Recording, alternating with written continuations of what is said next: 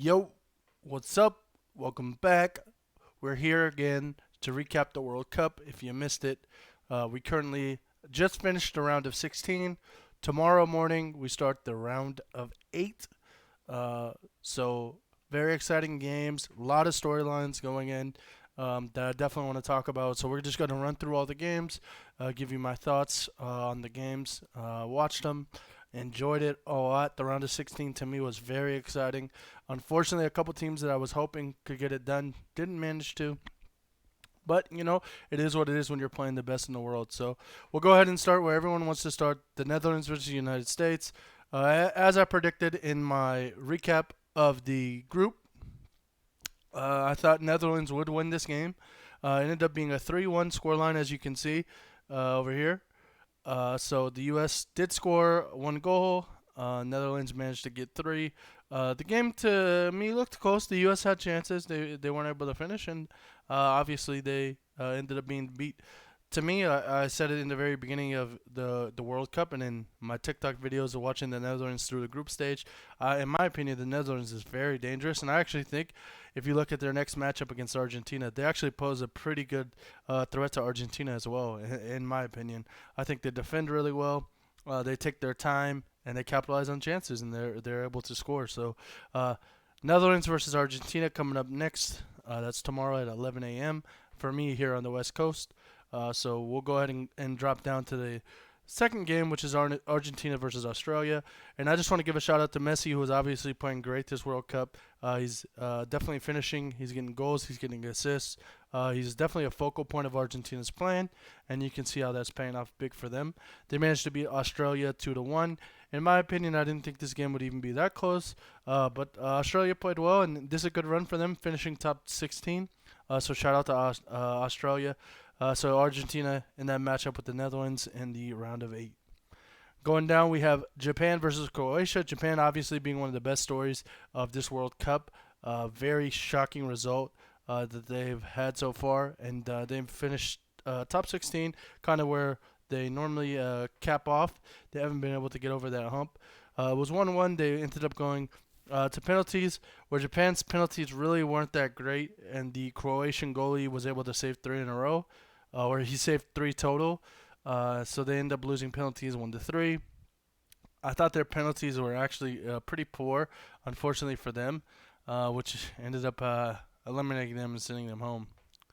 Moving down, we had Brazil versus South Korea. In my opinion, and most people's opinions, Brazil is the best team in the world. They obviously look like it. They look amazing. To me, it hasn't even felt like they've swapped that gear yet. It feels like they're still kind of coasting, and I mean, it's working out really well for them. Obviously, they finished South Korea 4-1. Not a very competitive game, and in my opinion, I think Brazil still has another level to show us, and I think it's going to come out here pretty soon against these better competitions in the round of 8 as well as the round of 4.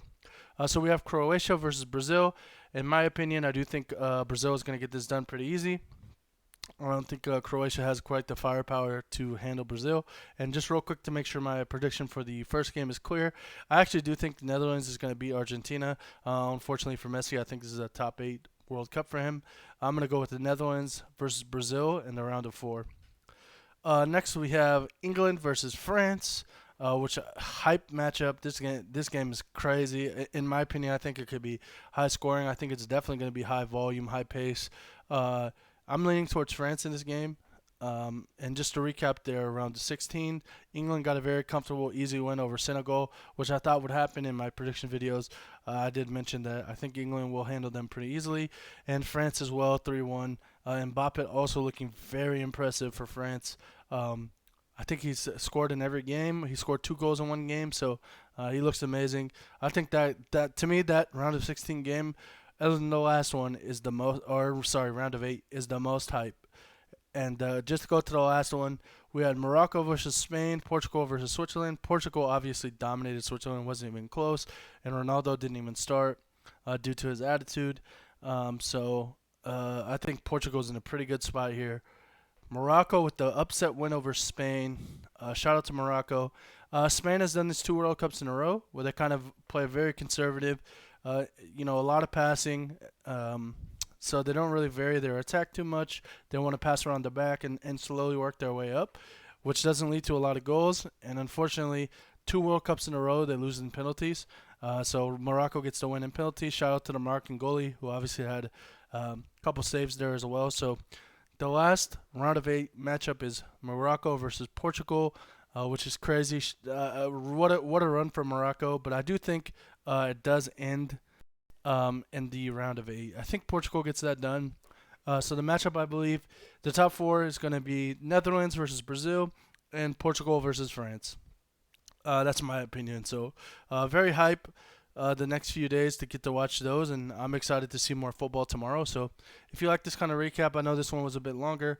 Make sure you leave a comment, give me a little like, and we'll see you next time.